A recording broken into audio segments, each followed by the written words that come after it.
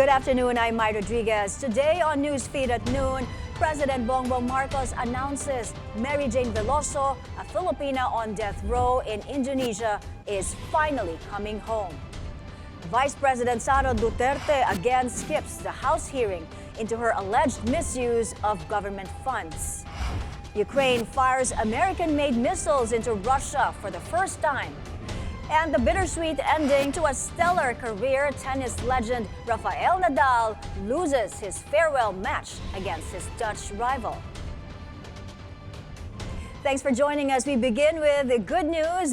Jane Veloso, who's on death row in Indonesia, is finally coming home. President Bongbong Marcos says the government managed to delay her execution long enough to reach an agreement to bring her back to her family here. Marcos notes Veloso's story as a mother trapped by the grip of poverty resonates with many. He adds while Veloso was held accountable under Indonesian law, she remains a victim of her circumstances. The president also thanked the Indonesian government for their goodwill. Veloso was arrested in 2010 on drug trafficking charges. She was supposed to be executed in 2015.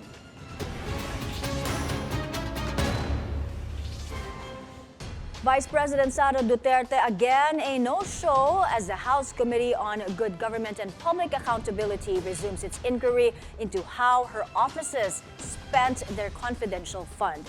Zandro Achona is at the Batasang Pambansa. He joins us now for an update. Zandro, what's the latest? My attorney Zulaika Lopez, Vice President Sara Duterte's executive assistant, finally appears before the committee. Lopez also took her oath. However, the committee has yet to ask specific details on the issues hounding the OVP and DepEd. The committee tackled the non-attendance of the other four officials who were earlier cited in contempt and have been ordered to be arrested.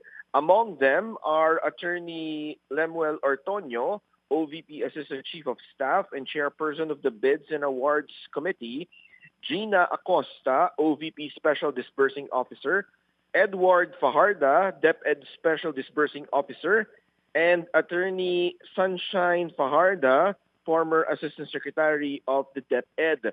Ortonio is once again cited in contempt and, if arrested, will be jailed at the Bicutan prison for 10 days.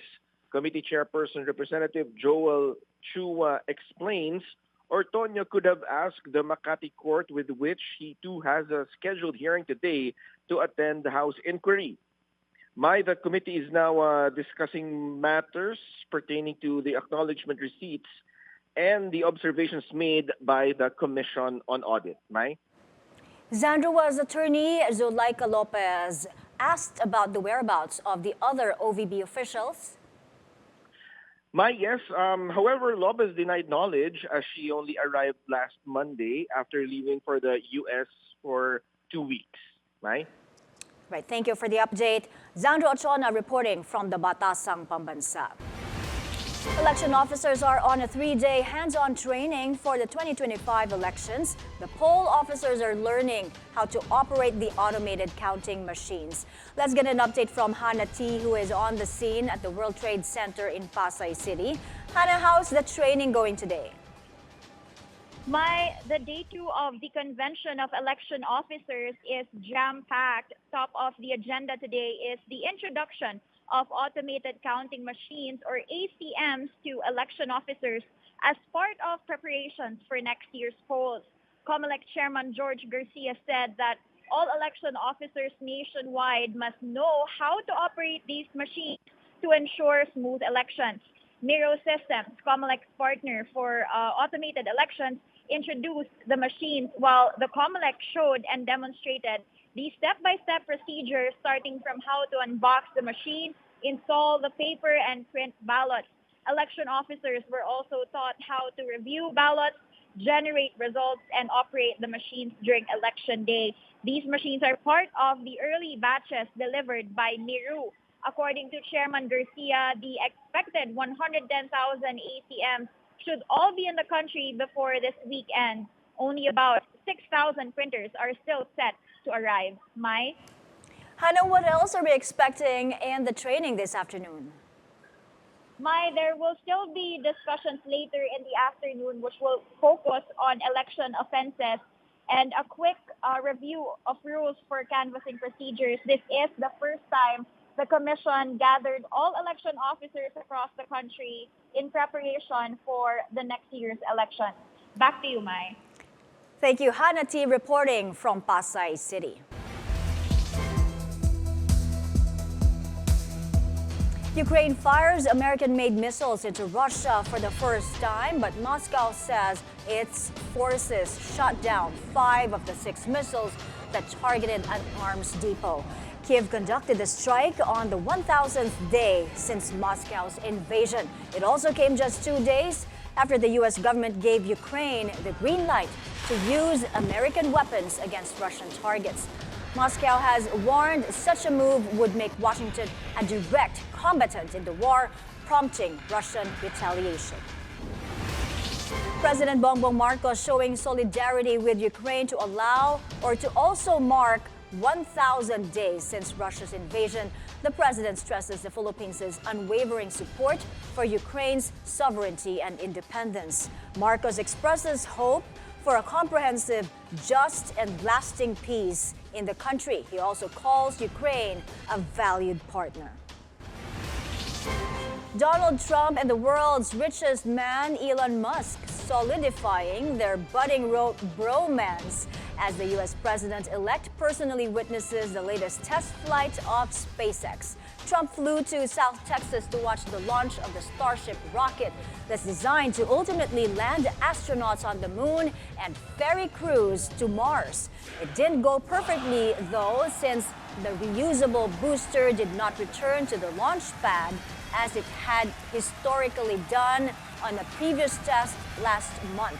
Instead, the booster was directed to a splashdown in the Gulf of Mexico. We're taking a break. Still to come, President Marcos and U.S. President-elect Donald Trump discuss strengthening their country's alliance. More about their phone call when we return. Stay tuned.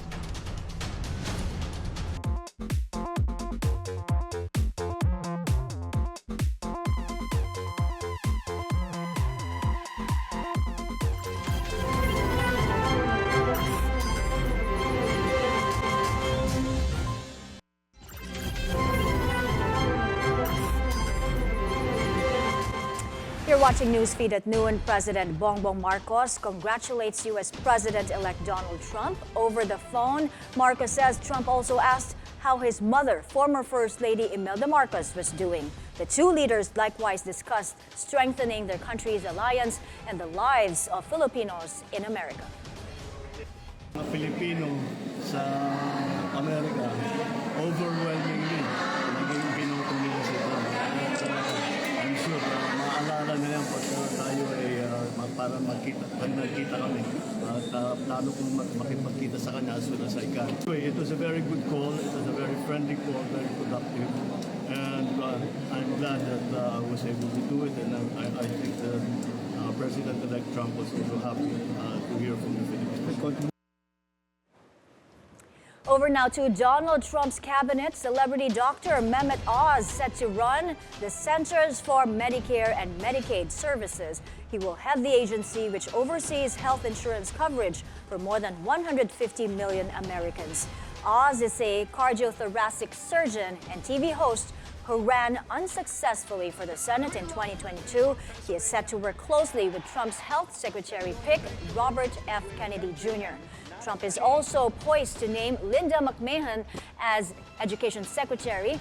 McMahon is the co-founder and former CEO of WWE. She will be leading an agency that Trump plans to abolish. Also part of Trump's cabinet as Commerce Secretary, Howard Lutnick. He's the CEO of Cantor Fitzgerald. He's also Trump's longtime friend who backs his vision of bringing manufacturing jobs back to the U.S. and promoting the adoption of cryptocurrency.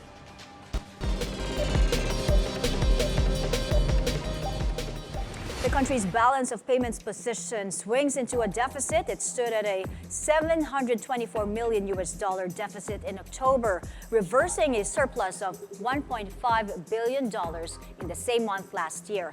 However, in the first 10 months, the cumulative BOP position registered a surplus of $4.4 billion, higher than the $3.2 billion recorded last year. The central bank says this reflects the continued net inflows from personal remittances, trade and services, and net foreign borrowings by the national government.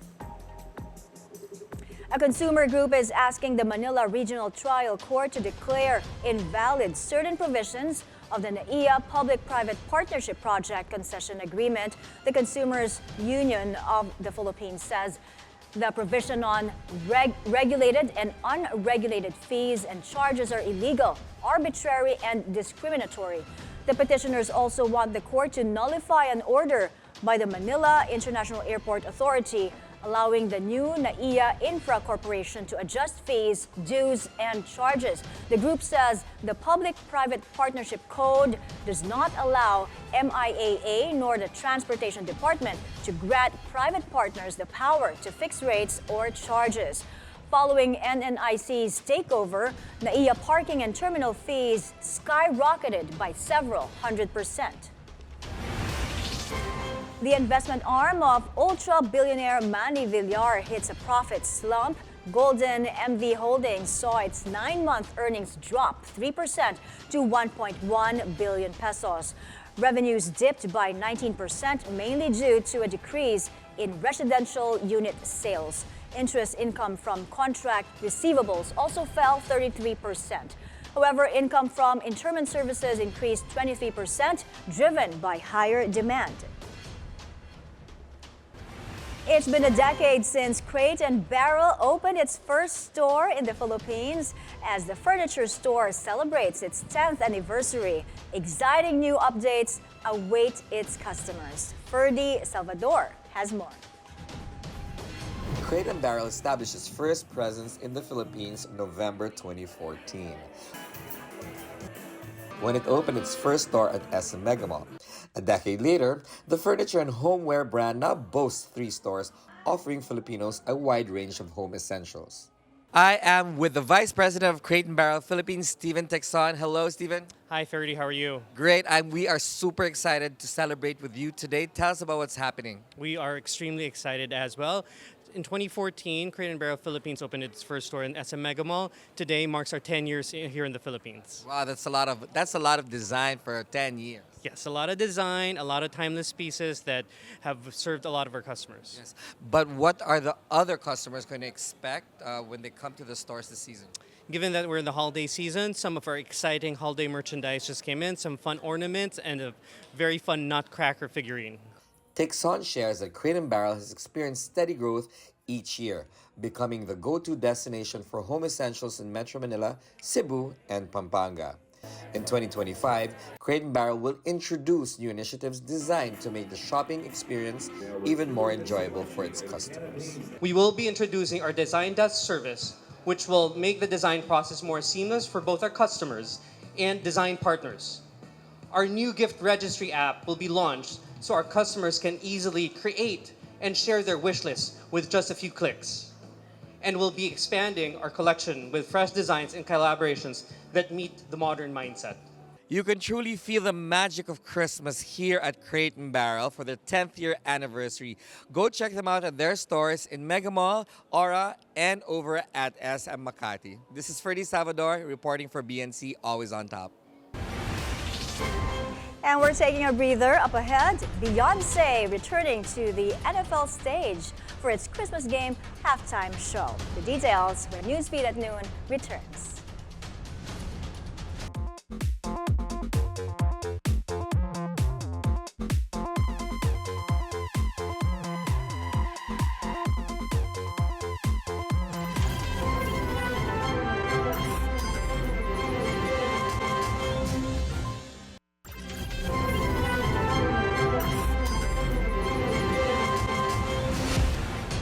Welcome back to Newsfeed at Noon. Restoration work is in full force ahead of the December 8 reopening of the Notre Dame Cathedral.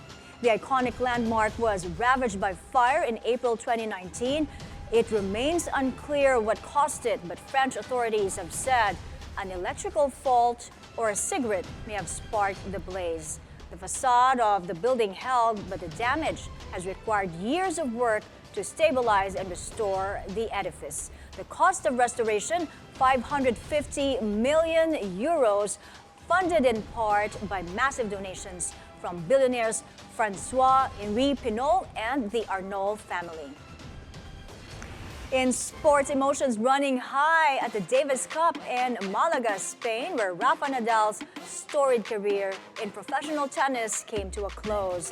The 22-time Grand Slam champion bowed out in defeat to his Dutch foe, losing a Davis Cup singles for the first time in 20 years. A standing ovation from a chanting crowd of over 10,000 followed. Despite being riddled with injuries, Nadal showed flashes of his former brilliance. The Spaniard had won his last 29 Davis Cup singles matches out of 30 played after debuting in the tournament in 2004.